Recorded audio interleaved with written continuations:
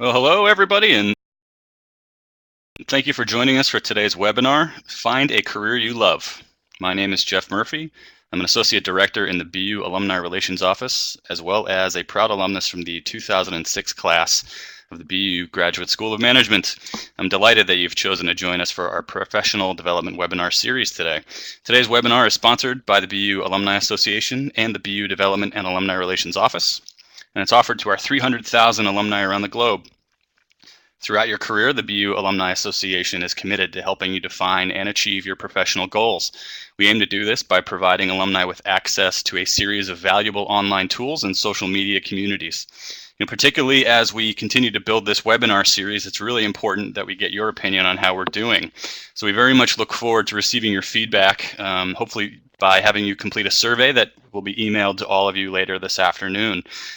So I know that for those of you who are joining us from places around the world, from as far away as Salt Lake City, San Francisco, places in Georgia, Appleton, Wisconsin, and today we even have folks joining us from as far away as China and Sri Lanka.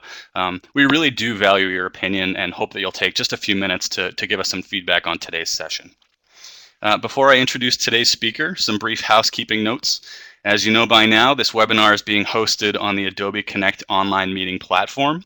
If you have any trouble with the audio or visual portions of today's presentation, I'll ask that you please contact Adobe Connect directly. If you want to grab a pencil or a pen, I can give you the phone number. It's 1-800-422-3623. Today's presentation is being recorded and will soon be available for on-demand viewing on the BU Alumni Association website, which you can find at www.bu.edu/alumni. Our speaker today is very eager to answer any questions that you have, and you're all welcome to submit them throughout the presentation using the Q&A chat box that you should all see located at the bottom of your screen just below the opening slide. We hope to get to as many questions as we can during today's webinar. Now it's my pleasure to introduce our speaker for the day, Colleen DelVecchio. Colleen is the Director for Alumnae Engagement at Smith College in Western Massachusetts, focusing on supporting alumni career development, and is also an adjunct faculty member at Holyoke Community College, where she teaches public speaking. With over 20 years of experience in career counseling, training, and staff development, she believes that everyone should have a career that they love. Her background includes extensive development of curricula for in-person and e-learning experiences around career choice, transitioning careers, public speaking, and finding a career that you're passionate about. Through the development of mentoring programs, webinars, group career counseling sessions, and online resources, Colleen has worked with alumni to reach their career goals and help them stay connected to their alma mater. She's also worked with nonprofit agencies nationwide on organizational change and program development while at UMass Boston. Colleen is a BU grad from the class of 1992, earning her BA in psychology from the College of Arts and Sciences, and she's also currently working on her master's degree in nonprofit management at Bay Path College. Colleen, it's been a pleasure for me to get to know you. Thank you so much for the time that you've already put into designing this webinar. I really appreciate you being here today, and the floor is all yours. I'll go ahead and open up your slide deck. Great. Thank you, Jeff.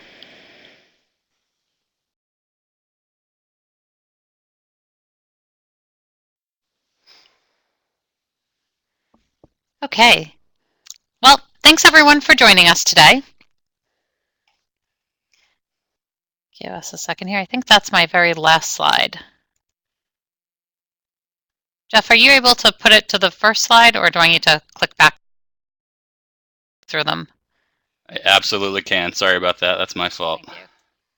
That's okay. There we go. There I am. All right. Thank you everyone for joining us today. As Jeff said, I am a BU alumna and very excited to be back on campus today. I actually dragged my two daughters with me to show them around campus as well. So today, what are we going to talk about? We're going to talk about kind of bumpy rides and why do you need a career that you love. Then we're going to give you the 5 things that you need to do this year to find a career that you love. Then we'll open it up for questions and hopefully get you the answers you need. So as Jeff said, I work at Smith College out in Northampton, Mass., a small liberal arts women's college, and Arianna Huffington was our commencement speaker last year. And she had two quotes that I absolutely loved that she had during her speech. The first made everybody burst out laughing, which was "sleep your way to the top." And after everybody laughed their heads off, she actually came back and said, "What I really mean is that without getting 8 hours of sleep a day, you are never going to be good enough in your job. You're not going to be able to make good decisions if you don't sleep." So that cracked us up. But then the one that I've taken and run with all year, around kind of that brings us back to careers, is this quote that's on the screen now. "So this is the perfect time to begin to redefine success to be more in line with what actually makes us happy." For so many of us, we have found jobs through the years and we have done things with our careers that don't align with what makes you happy. And what I tell folks that I work with, you really need to start thinking about what success means to you, and then you'll be well on your way to finding a career that you will love and that will make you happy. The first slide that I have up here, this is called the Wheel of Life. And some of you may have seen this in different aspects of your life. A lot of career counselors use this, a lot of therapists use this. And I would encourage you to draw something like this on a piece of paper for yourself, or even if you Google Wheel of Life, you'll get 10,000 different kind of PDF versions of this. And the idea is to kind of rate yourself in all of these categories. And what you end up with is something that looks like one of those top ones or the bottom one, depending on how you color it in or connect it. And, if this wheel really represents your life, relationships, careers, the stress of it all, it can be a bumpy ride if they all don't even out. So, though today we're talking about finding a career that you love, I truly believe that it's hard to have either a career that you love and have everything else be miserable in your life, or vice versa. So I do say to folks that it's important to work on all of these areas, though today we're going to be talking about that career piece. So why do we need careers that we love? This is a picture of my beagle, Wilson, and I'm going to tell you a little story about Wilson. So years ago, probably about 5 years ago, I got divorced. And during the divorce, my ex and I had to decide who was going to get the dog. And I very adamantly wanted the dog. I loved my dog. My daughter loved the dog. I thought it was really important for me to have the dog to kind of keep consistency in my life. So I pushed and fought for the dog. Fast forward a year and a half later, my job has gone downhill. I really don't like my job. My job is stressing me out to the nth degree. All of a sudden, I come home one day and I think, oh my goodness, why did I choose to keep the dog in the divorce? All of a sudden, the dog seemed to be the biggest problem in the world. Everything he did made me crazy. If any of you have been around a beagle, you know they bark an awful lot. I was yelling at the dog way too much during that time frame. But what it really came back to is that I was miserable at work, and it was making me miserable in the rest of my life. Most people cannot leave the emotions of work at work, and it's really hard to be happy when 8 to 10 hours a day is spent in a place that you don't love or you don't like. So, really think about how you react to your partner, your roommate, your child, and even your dog when you're having a bad day at work. I know for me personally, I'm much more snippy and easily annoyed at work and at home when work is not going how it should be. So really think about that. For many of us, we spend more time at work than we do at home with our spouses. Yet we don't put as much effort into finding the right workplace as we do into finding the right spouse for us. So have that in mind for yourself when you're trying to figure out what to do next or how to make your current workplace one that's really going to work for you, is really remembering that having a career and being in a workplace that really fits for you is going to make other things in your life feel better as well. So we're going to talk about 5 things that you can do this year that will help you either find a brand new career that you love, or take the career that you're in currently and make it better for you, or even to make the job you're in right now seem to work better for you. So the 5 things we're going to talk about today are: 1 is to become more self-aware, 2, to find yourself some sort of mentor or coach, 3, networking, 4, getting some experience, and the last one, really stop thinking, take action. How do you really get to do some of these things? So the first thing we're going to talk about is to become more self-aware. This is a quote from Deepak Chopra from the book Superbrain.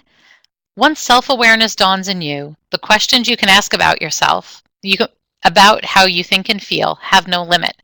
Self-aware questions are the keys that make consciousness expand. And when that happens, the possibilities are infinite. So, what is self-awareness? Usually when I start talking about this, that's the first question they come out is, what is self-awareness? And self-awareness really is knowing yourself. And the only way to know yourself is to continuously ask questions of yourself.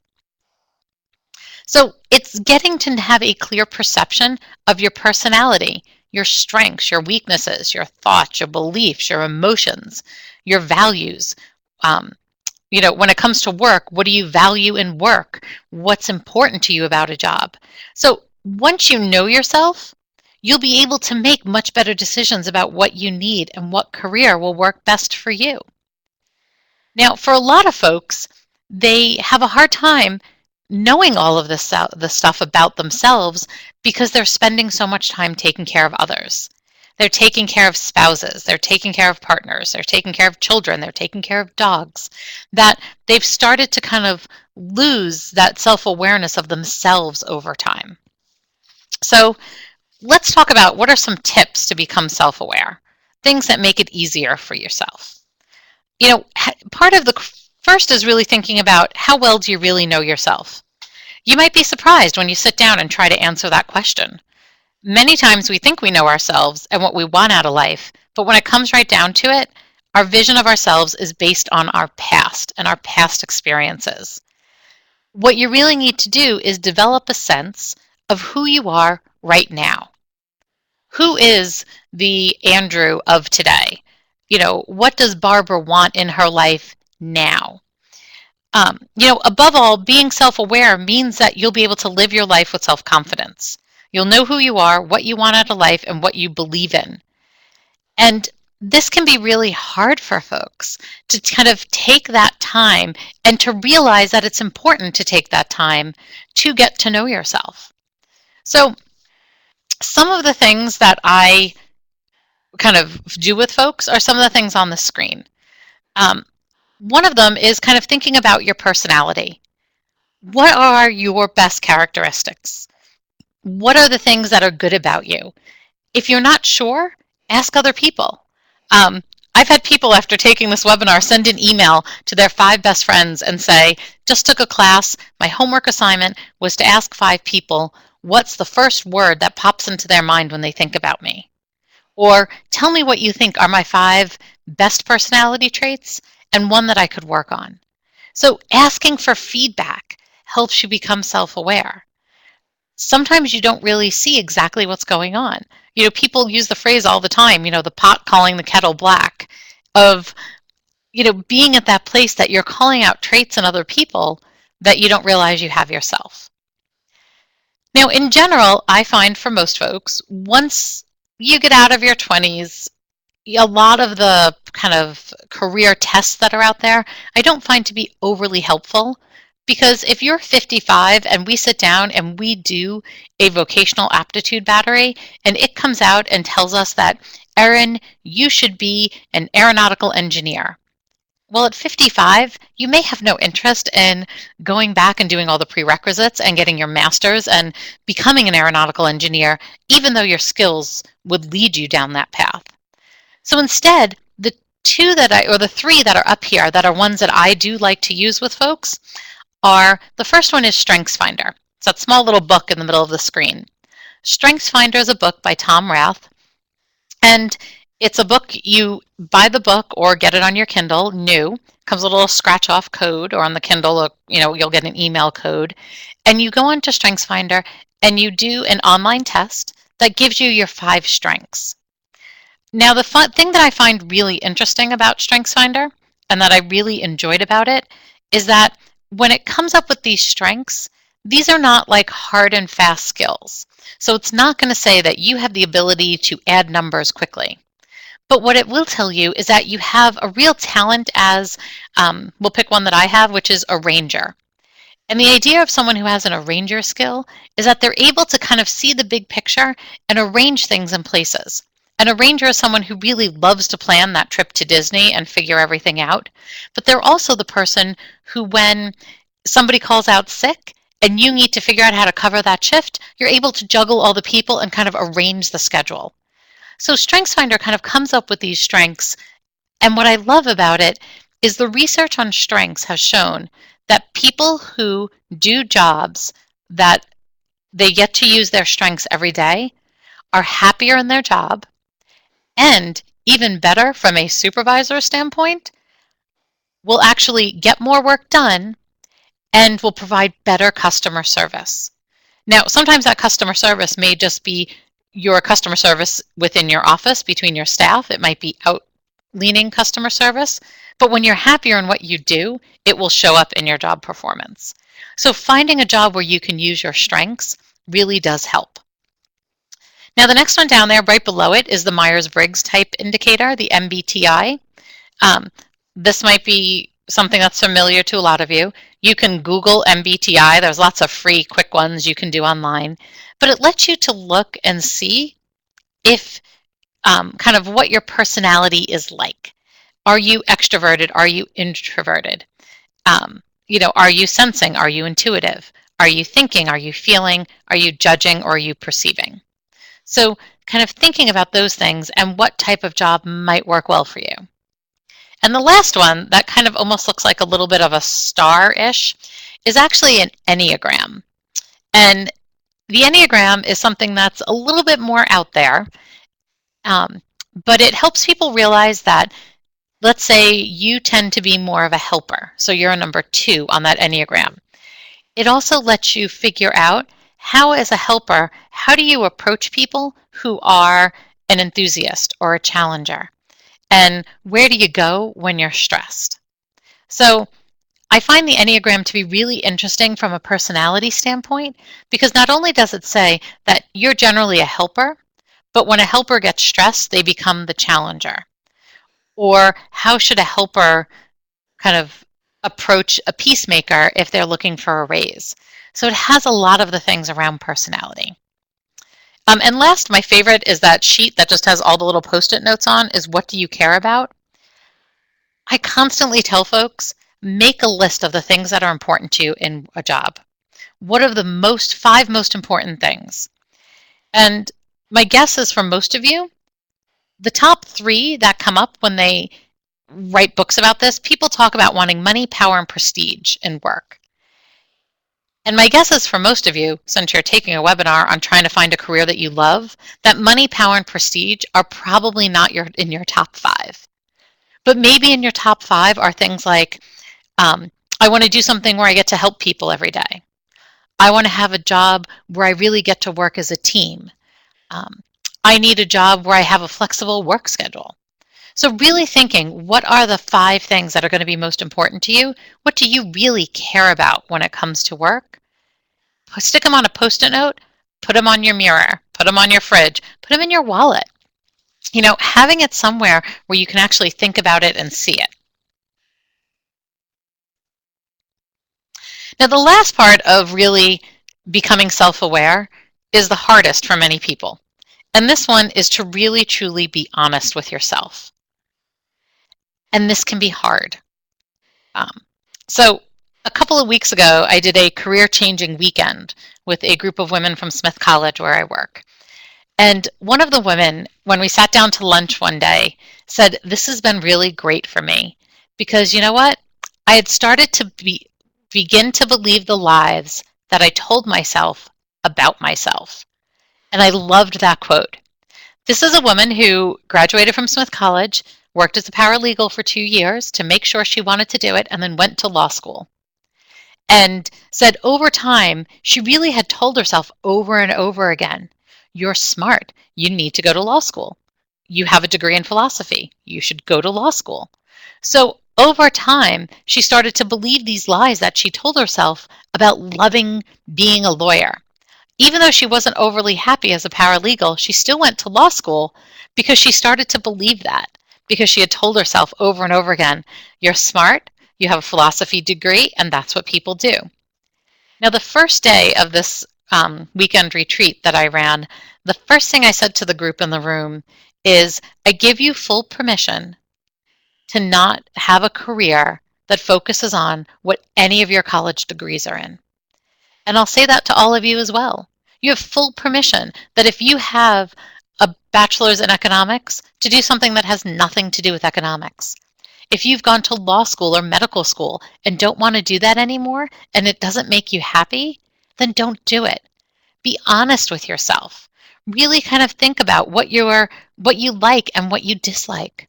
What motivates you? What gets you out of bed in the morning? What motivates you to work? For most folks, when I ask them what motivates them for work, and I say, take out the money piece, because it's a very small percentage of folks in the world who don't have to work because they have enough money.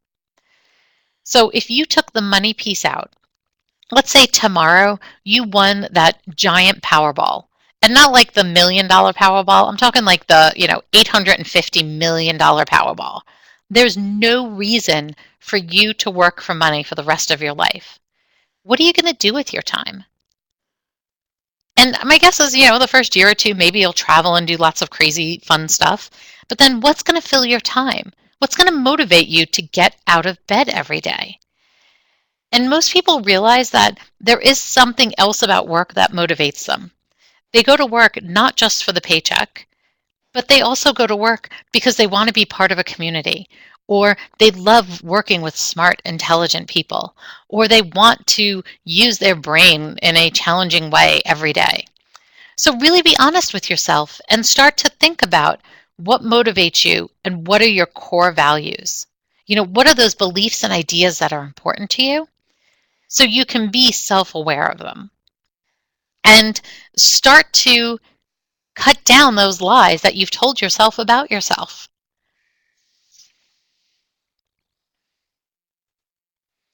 Okay, so the second thing you need to do this year, first is to become self-aware. The second is to find yourself a mentor. So the thing about a mentor is that they can show you how to get there.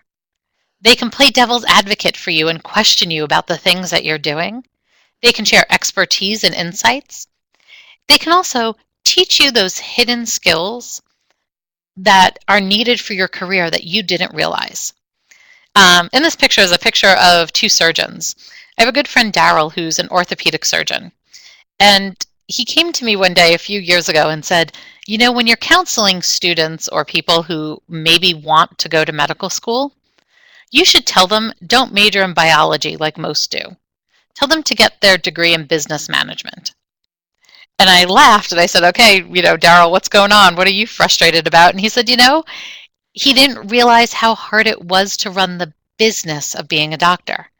Because as an orthopedic surgeon, he has his own business that he has to run. And so through the years, he said he's not sure if he's always made the best business decisions. So he said what he really needed was to find a mentor who knows how to run a company. He didn't need a mentor who could show him how to do orthopedic surgery. He knows how to do orthopedic surgery. He doesn't need someone to mentor him through how to replace a hip. What he needed someone was to teach him what he called the hidden skills that he needed for his career.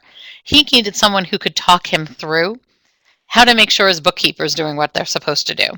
The human resources side of it. How does he hire the best x-ray tech? How does he hire the best nurse? Those things. And every career that's out there, there are those hidden skills that you probably don't realize that you might need. So finding a mentor who can teach you those is great. So who makes a good mentor?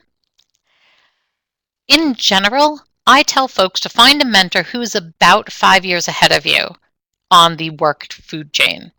So if you're new to the field, find someone who's, a supervisor of a handful of staff.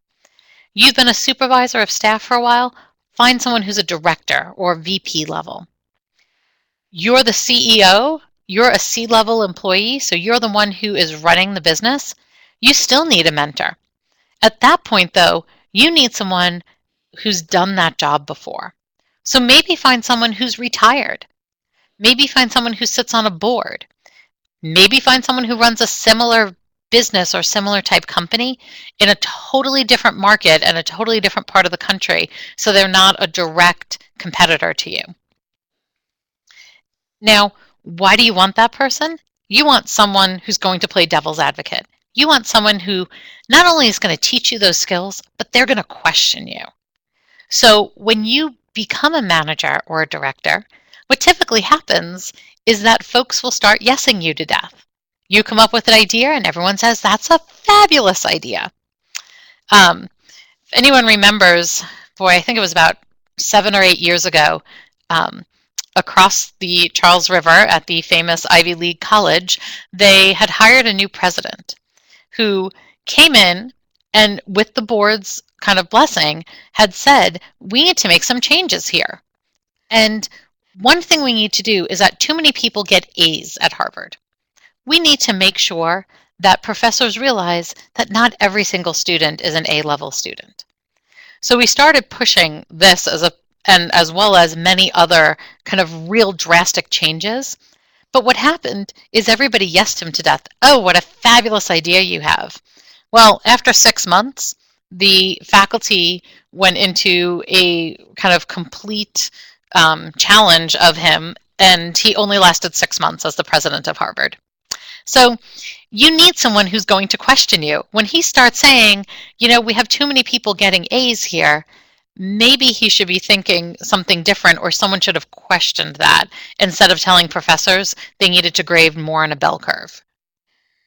So make sure you have folks who are going to be questioning what you do, and that your mentor doesn't always just teach you things, but questions your decisions. Mentors should have a really good vision. They should have a vision for what the future you looks like, what the future of the company looks like. If there's someone within the company, they should be someone who can be strategic and look forward. There's someone who should have a good network. They should be someone who can help you network and help you connect to other folks in the field. They should be positive. The last thing you need is to hook up with someone who's going to kind of help you or mentor you, who ends up kind of constantly telling you how horrible it is to work at this particular place and what a horrible field it is to be. And above all, they should be someone who's professional and that you look up to and that others look up to. You want to be associated with somebody who people feel is professional. So thinking about that, finding a good mentor for you, it's going to be a little bit different for everybody and different depending on where you are in your career. But it's important to find that person. The question I usually get is where to find them. You know, the first piece of advice that I give folks is don't walk up to somebody and ask them to be your mentor, because it feels really heavy. You know, asking someone to be your mentor feels really like a big responsibility. So instead, see if someone will meet you for coffee, pick their brain, and over time, they can become a good mentor for you. But you can't just look at a list of people and say, this would be a good mentor for you. You really have to, get out there and meet them and figure it out. Okay, number 3 is network. Network, network, network. So far, to find a career you love, you need to work on your self-awareness. You need to become more self-aware. You need to find yourself a mentor, and you need to network. So most people hate the idea of just the word network. So many people view it as like, the old used car salesman. Instead, I want you to change your idea of networking to what's on the screen right now, and think about networking as a supportive system of sharing information and services among individuals and groups having a common interest. So here, networking and the idea of a network, we've changed it to be more of a noun and not a verb. Networking is not something that you have to go out and do. Instead, think of network as this supportive system of sharing information. So, there are many, many different ways to network. And I've done some really great research on networking, and everything from the difference to how men and women network, which is very interesting work I always think to look at, to just how younger and older people feel about networking. But what it really comes down to is people hate the term and they hate the idea of doing it, like doing networking, but there are some times where it really is essential. So you'll see on the screen there's a picture that says childcare and a whole bunch of like little kid pictures. If you got home today and went to go pick up your child at daycare, and you go to pick your child up and the daycare provider says to you, I'm really sorry, but a month from now I'm closing my doors and we will not have my daycare from this point forward. What would you do? How would you go find a new daycare? My guess is most of you would not just pick up your child and drop them off at the first daycare that you saw. You would instantly pick up the phone and talk to the other parents from that daycare and say, whose kids are going where?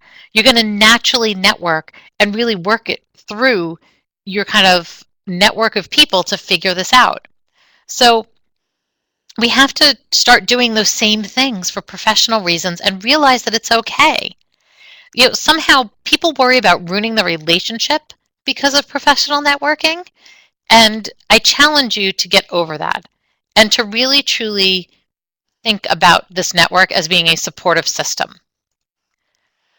So there are 5 critical networking behaviors that that'll help you to find that career that you love and stay in a career that you love and even get promoted. So those 5 critical networking behaviors are 1, maintain external contacts, 2, socializing, 3, engage in professional activities, 4, engage in community activities, and 5 is to increase your internal visibility. So let's talk through each of these a little bit. The first is maintaining external contacts. And what does this mean? This really means to help you to look to keep connected with professionals outside of your organization. Go to conferences, keep in touch with the people you meet there. Get connected with a local professional group, either industry-wide, like a bar association, or area specific, like a New York City Young Professionals group. And by maintaining external contacts, you actually get a sense of belonging to something bigger than what you have. It gives you more self-confidence, and people in your organization perceive you as having more career success because you are kind of networking and interacting with people outside the organization. So things that are really important in this sense is 1 is to have business cards. Up here on the screen is a screenshot from Moo, which is MOO, moo.com. Moo makes by far my favorite business cards. So even if you're not in a role right now that maybe you want to be in or do you want to do something different, you can make personal business cards. I have personal business cards. They can be used for a whole variety of reasons. I use them for my own private career counseling services. I use them when I coach people for public speaking, but I also might use them if one of my daughter's friends wants to invite her for a sleepover. I will give the mom my personal business card because now it has my personal home number and my personal cell phone number. But I really like Moo for business cards. You can also get them through places like Vistaprint and Staples and many other, but Moo is definitely one of my favorite, definitely worth checking out. Meeting people for lunch who you meet at conferences or do your job at similar organizations, it's a great thing to do. And going to conferences, just generally going to conferences, it's amazing that people will perceive you in your office as being more professional simply by going to a conference. So the next one is to socialize. And I love that picture from the Christmas party from the TV show The Office. Just looking at it, the looks on everybody's face makes me laugh because I know most people feel that way about the work Christmas party. So many people don't want to go, but work is a social place at work.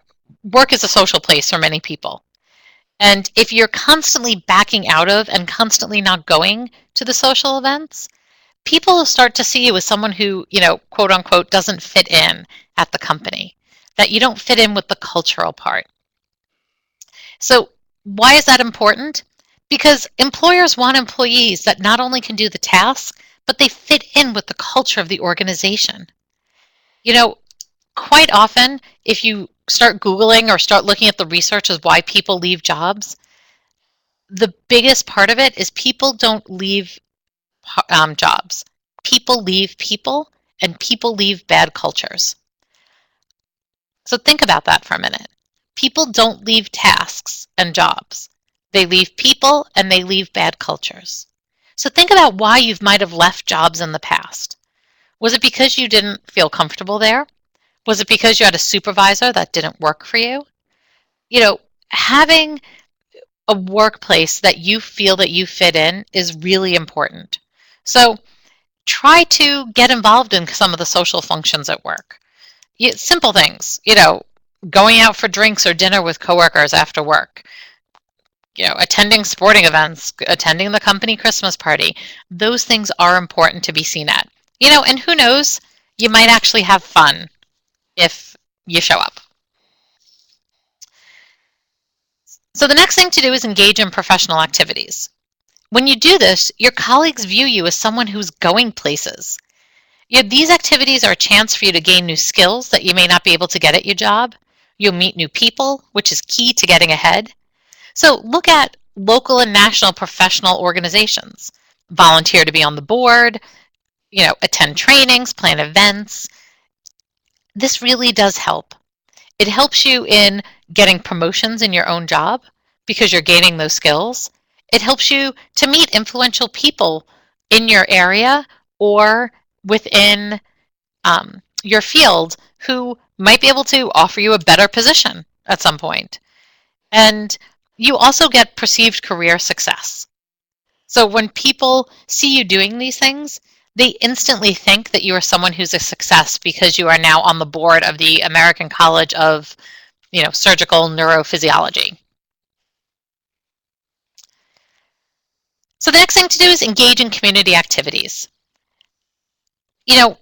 Think about what you can do for your community where you can gain skills. Can you kind of do something where you get to kind of learn some public speaking skills? Many years ago when I lived in Boston, I wanted to increase my public speaking skills. And so I volunteered to work on the Boston, New York AIDS ride, which is a big bike ride from Boston to New York. And what I agreed to do as a volunteer was to help doing the training for all volunteers. And part of that was standing up in front of 800 volunteers the day of the event and talking them through some of the basic kind of emergency management training that we had to do. So here I was able to get up and talk to groups of 800, which I never could have done in my job. So think about ways where you can do some sort of community activities and kind of gain some skills. You also can meet influential people who might offer you better options. You might do something that's a red carpet event in your area. So the top right picture is from the Family Equity Council concert that happened in LA, I think this was last year's, where Melissa Etheridge played. Now, if you're a volunteer for the Family Equity Council and you get to be at that event, you're meeting the who's who of Hollywood at that point. So think about the places that you can get involved and engage in community activities. You also might want to think about, from a company standpoint, what are things that your company is interested in? So Timberland, for example, they have their Earth Keepers collection made with renewable, organic, and recycled materials. So Timberland cares about the earth. So maybe you do some volunteering that has to do with, Earth Day or things like that, that will kind of help you within your company as well. Now, this is the most important one and the one that people do incorrectly all the time, and it's increase your internal visibility at work. It is the most overlooked way of networking. By gaining internal visibility, others in your organization will see you as someone of influence, and your chances of getting promoted become significantly greater. So, how do you do this? Volunteer to work for some high-level work assignments. Volunteer to be on that committee or task force. I worked at a hospital for a few years as the Director of Volunteer Services, and I volunteered to be on the Emergency Preparation Committee because that was all the VPs in the hospital.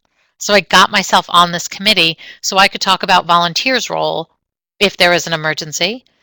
But it also got the people in high up positions to know who I am and my skill level. Even if you decide to be on the team that plans the holiday party, it's a great way to get there. So as you can see in this picture, does anyone have a guess as to what this person is doing wrong? It should hopefully be very obvious to everybody, because he is sitting there eating his lunch at his desk. And this is one of those things that people get wrong all the time. They think by sitting at their desk and eating lunch that other people are going to look at them and think, wow, look at Frank. He is so busy with work, he doesn't even have time to stop. He's that important. But it actually backfires. What ends up happening over time is people start looking and say, oh, wow, look at Karen. Karen never leaves her desk for lunch. Is she not able to get her work done? Can she not get her work done in the 40 hours a week that the rest of us can? So it actually can backfire. And as we said before, being social at work is important in fitting in. So leave your desk and have lunch with other people. Even if it's once a week, get out of your desk, break for lunch, eat with your co-workers. And maybe, you don't have a place to eat lunch, that it's that type of workplace. So then maybe once a month, shoot an email around and say, hey, how about on Friday we all go out to lunch? Do something to make sure that people realize that you do fit in. So now we're on to the fourth most thing to do to find a job you love, and it's get some experience. Find a place where you can build your skills and connect to the right people. Now, you can get your experience sometimes within your organization. Sometimes you do have that ability, that there are ways to kind of join task force and learn skills. Other times you might have to go out of your organization. Now, here's where I think people go wrong with volunteering over in the idea of getting experience, is they over-volunteer and get themselves to a place where they're committing so much time to volunteering that, it's not going to be helpful to them. I've had people tell me they volunteer a lot for an organization that they really want to work for, and they volunteer 15, 20 hours a week, and then they don't get considered for a job when a job comes up. So, really don't over-volunteer. So a great story is this picture at the police station, which is on the left. I worked with a gentleman who had wanted to get into fundraising. And he realized that every time he applied for fundraising jobs, they'd ask him if he was familiar with Razor's Edge software, and he wasn't. So he kept trying to figure out ways to learn it, but it was really expensive to take the class, and it was really expensive to buy the software. He saw something in the paper about the local police department raising funds for to get 2 new police cars. And so he called and asked if they happened to use Razor's Edge to do it. And they said they had just purchased it. So he volunteered to be the person to come in every Saturday for 2 hours and put all the information into Razor's Edge. So it gave him the chance to learn the skill that he needed to get the next job that he wanted, by also doing something that really helped his community.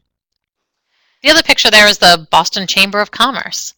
So, think about, is there a way to get involved in the Chamber of Commerce because you want to increase your event planning skills? So really find a place where you can build your skills and connect to the right people. The other way to get experience is to take a class. Now, even though you already have your bachelor's or master's or doctorate, you can still take a class at your local community college or high school. I teach public speaking at the local community college out by me. And most of the people who come to my class have other degrees, but they want to get that skill. You can also take classes on edX. Up here I have the 4 classes that BU is actually offering right now on edX. You can take, Introduction to Baseball Analytics, War for the Greater Middle East, The Art of Poetry, or Alien Worlds. So you can take some really fun stuff on edX, but you can also find things that are going to be the skills that you need to get that next position or that promotion. So the very last thing is that you need to stop thinking and take action. Make the decision. There are times where you are never going to be 100% sure about something. If something feels really big, break it down.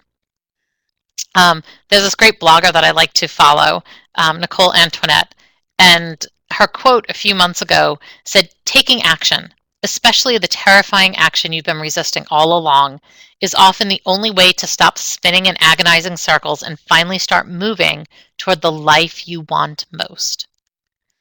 So make a decision. Select the best of all the alternatives and go with it.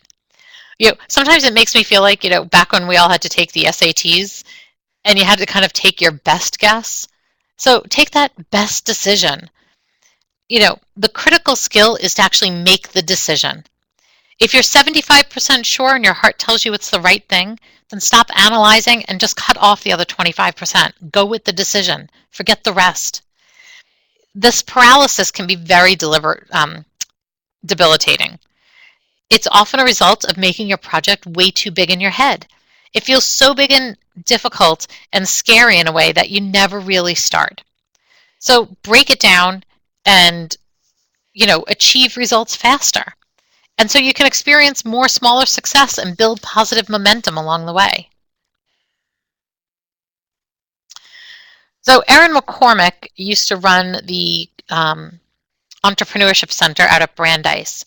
And she wrote this book recently called Her Year of Action: How to Stop Waiting and Start Living Your Big, Fabulous Life. And the quote out of it that I really liked were, "What are the 3 out-of-this-world things you'd love to do this year? Not 100 things, just 3 things. You don't have to know how you're going to do them. You just have to get clear on what you want to do. Why are they important? How might they improve your business, your life? Say them out loud. Tell your staff. I would add, write them down. Start thinking of what are the things that you really want to do, and then let's make a plan to get there." So there are some resources on here. You can find things about Myers-Briggs, StrengthsFinder, all those things that are out there. A book that I particularly like around changing careers is called Life's a Bitch, Then You Change Careers by Andrea Kay. So there's lots of good information there.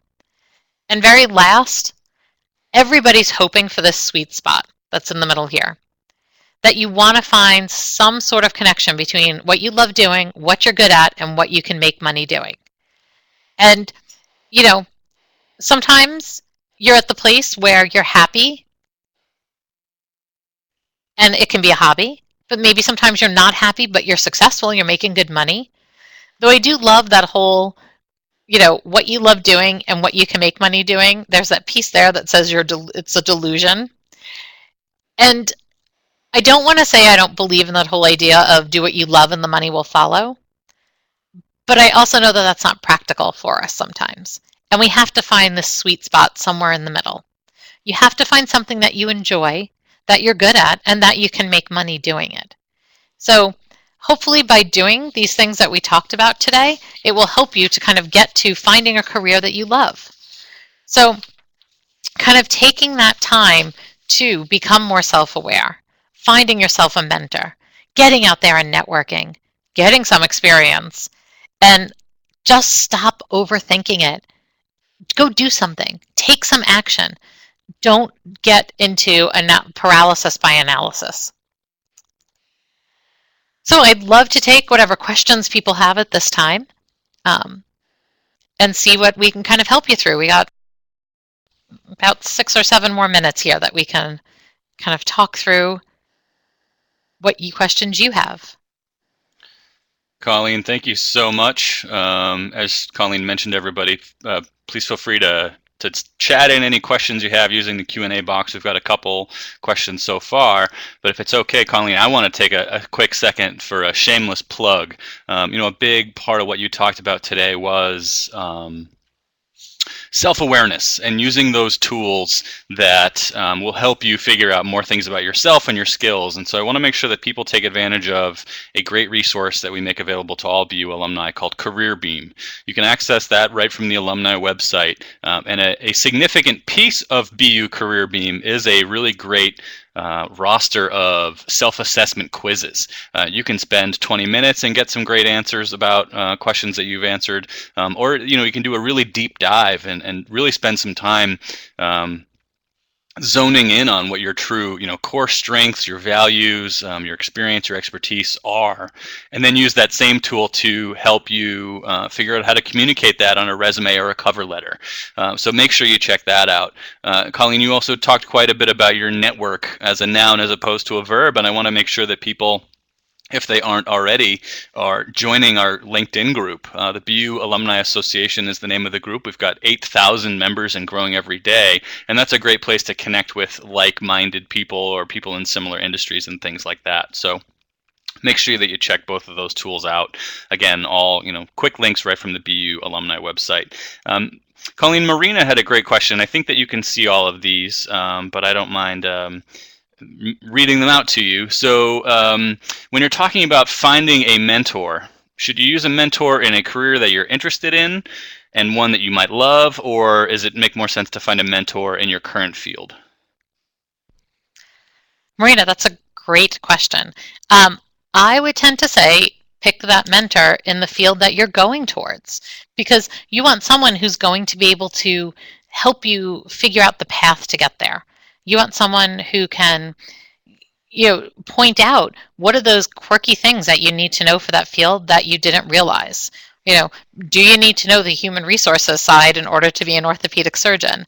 Or what are the skills that you really need to go into that field?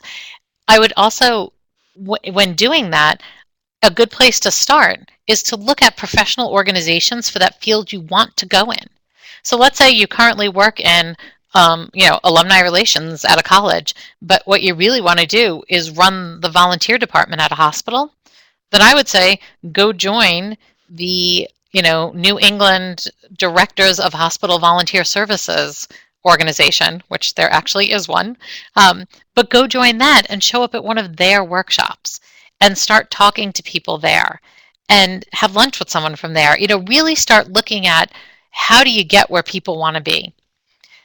One of the best ways to network and to get someone to have lunch or coffee with you is to call them or shoot them an email and say, wow, Cynthia, I'm really impressed with what you've accomplished in your life. I'd love to sit down and talk to you about how you got where you're going, how you got where you are, because that's where I want to go someday.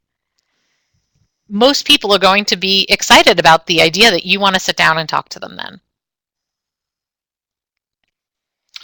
Great. Colleen, Beth has an interesting question. You quickly mentioned the differences in networking between men and women. Could you elaborate on that for just a couple minutes, or maybe a minute? Sure. One thing I found really interesting was that all the research showed us that women tend to network for personal reasons. Think about, if your hairdresser breaks her arm, you're probably not going to just go walk into the next place to get your hair cut, but you're going to ask your friends where do they get their haircut. So we do a lot of networking for personal reasons, where men tend to do it for professional reasons very easily. The other part that was really different was very interesting, because I've had this conversation over and over again, is that for women, when we meet people, we'll start to refer to them as my friend. Beth, I meet you at a BU alum networking event, and 2 weeks later we meet for lunch. I say to my husband, oh, I'm meeting my friend Beth for lunch today. And he'll say, how do you know her? And I said, I met her at this networking event. And he'll laugh and say, well, she's a colleague, not a friend. Whereas men tend to separate those two groups. The person they meet, they will look at them as a colleague. And so from that perspective, women are a little more hesitant to network because we're worried about ruining that relationship. So I do have lots of information about it, though, working at an all-women's college right now. So if you are very interested, feel free to shoot me an email, and I'll gladly send you some of that information that I have. Kathy's got a really interesting question that I think is probably the last one we're going to get to today. Some of my mentors and friends frequently tell me to leverage my network to find jobs, but what does that really mean? Just to find out about job opportunities or to get them to actually put in a good word for you? Great question. And it's a little bit of both. So sometimes there's the whole kind of hidden job market. Now, I think about right now at Smith, we don't have any positions open in my department, but I just found out of alumna who moved to the area who has fabulous, fabulous experience. And so I brought her in and had her meet with my VP and another VP just to kind of talk about her experience. And they thought the same thing. Wow, this woman's fabulous. We have to find a place for her.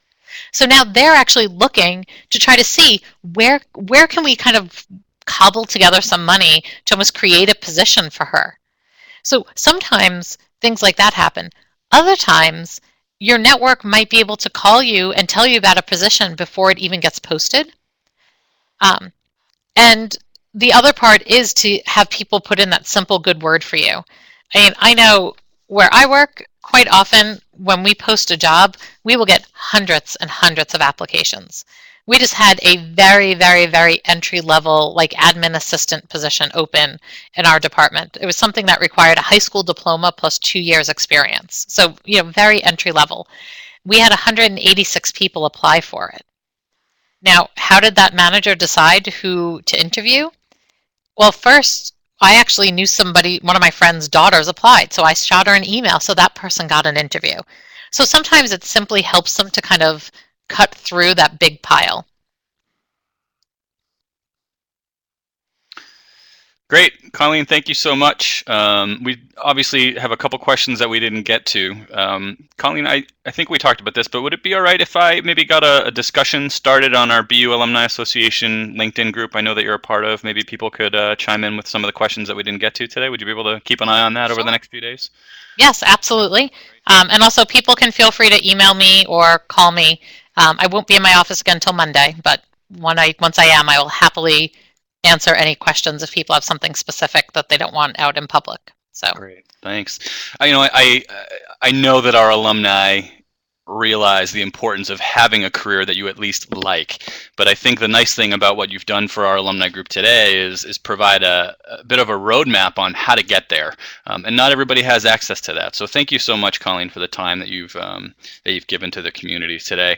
My thanks also go out to all of you for participating today. I hope that you found value in this program, and I hope that you'll think about joining us for our next professional development webinar. It's coming up on Wednesday, May 21st. You can sign up for that right now on the alumni website, and our alum from 2006, Joshua Waldman, is going to present a session on 3 secrets to getting hired on LinkedIn.